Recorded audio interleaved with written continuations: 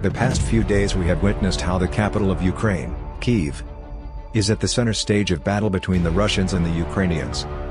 Even though both countries are currently in direct conflict, they share a common history which is filled with war, blood, and death. This is a story of how a saint, born as a princess in Russia, married to a prince in Kyiv, Ukraine, avenged those who killed her husband.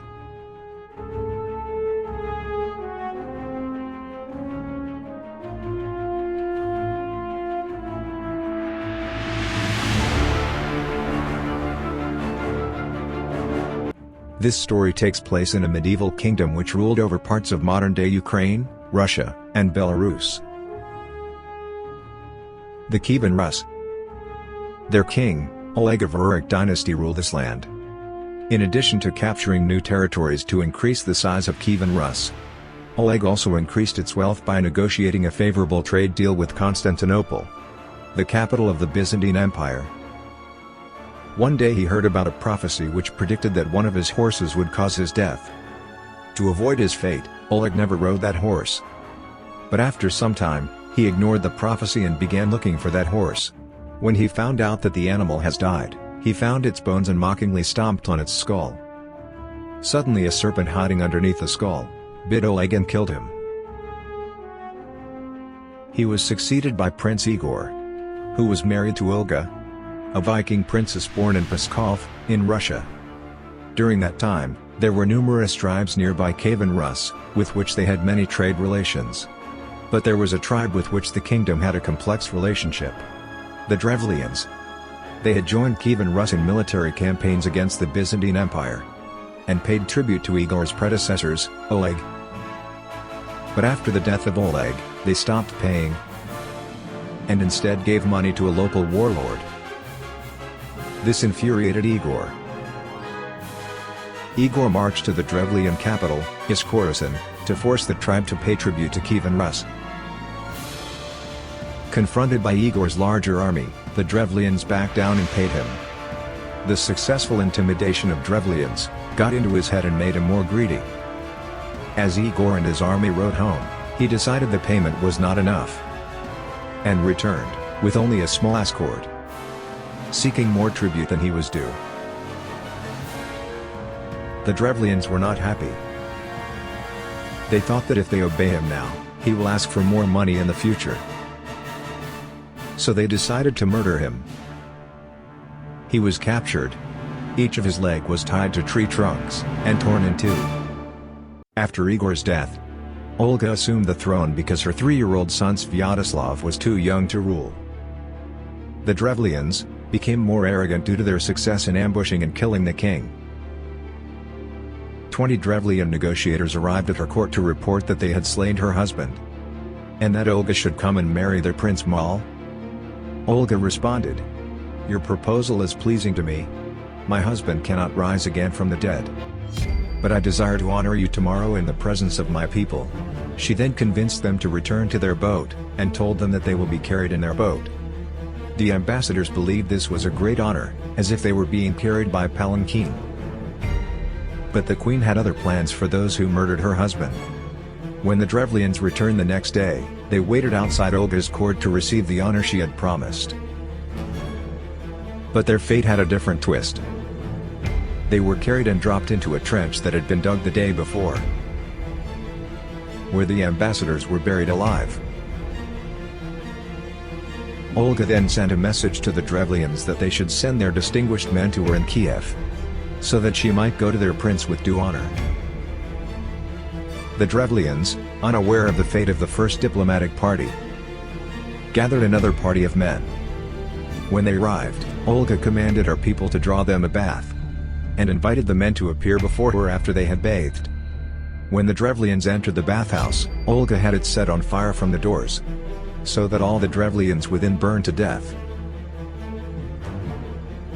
Olga sent another message to the Drevlians, this time ordering them to prepare great quantities of alcoholic meat in the city where you killed my husband, that I may weep over his grave and hold a funeral feast for him. When Olga and a small group of attendants arrived at Igor's tomb, she did indeed weep and hold a funeral feast. The Drevlians sat down to join them and began to drink heavily. When the Drevlians were drunk, she ordered her followers to kill them. More than 5,000 Drevlians were killed on that night. But Olga was not satisfied. She returned to Kyiv and ordered her army to siege their land. And Drevlians were forced to retreat into their cities. Olga then led her army to Iskorosin, the city where her husband had been slain, and laid siege to the city. The siege lasted for a year without success. Then Olga thought of a plan to trick the Drevlians. She sent them a message. "Why do you persist in holding out? All your cities have surrendered to me and submitted to tribute, so that the inhabitants now cultivate their fields and their lands in peace. But you had rather die of hunger, without submitting to tribute." The Drevlians responded that they would submit to tribute, but that they were afraid she was still intent on avenging her husband. Olga answered that the murder of the messengers sent to Kyiv, as well as the events of the feast night, had been enough for her. She then asked them for a small request. "Give me 3 pigeons and 3 sparrows from each house." The Drevlians rejoiced at the prospect of the siege ending for so small a price, and did as she asked. Olga then instructed her army to attach a piece of sulfur, bound with small pieces of cloth, to each bird. At nightfall, Olga told her soldiers to set the pieces aflame, and release the birds. They returned to their nests within the city, which subsequently set the city ablaze. As the people fled the burning city, Olga ordered her soldiers to catch and kill them. She left the remaining people to pay tribute. Her revenge for her husband's death was at last complete. But despite this horrific carnage, Olga of Kiev is still venerated as a saint, over 1,000 years after her death. The story of how she was baptized to Christianity is also interesting. In the 950s, Olga traveled to Constantinople, the capital of the Byzantine Empire, to visit Emperor Constantine VII. The emperor was very impressed by her intellect and offered her to reign with him in his city. In fact, the emperor was interested in marrying her, which may help him in gaining power over us. Olga replied that she was still a pagan, and that if he desired to baptize her, he should perform this function himself. Olga asked the emperor to baptize her, knowing that his baptismal sponsorship will make him her godparent. This request was also a way for her to maintain political independence. The emperor, with the assistance of the patriarch, baptized her. After the baptism, when Constantine repeated his marriage proposal, Olga answered that she could not marry him, since church law forbade a goddaughter to marry her godfather. Then the emperor said, "Olga, you have outwitted me." He gave her many gifts and dismissed her. She was the first ruler of the Kievan Rus to adopt Christianity. Olga's efforts to convert the rest of her people were resisted by her son, but later supported by her grandson, Vladimir the Great, who then expanded the kingdom into what is now seen as the forerunner of the Imperial Russian state. Despite the resistance of her people to Christianity, Olga built churches in the kingdom. She died from illness in 969 CE, and was canonized centuries after her death for her religious efforts.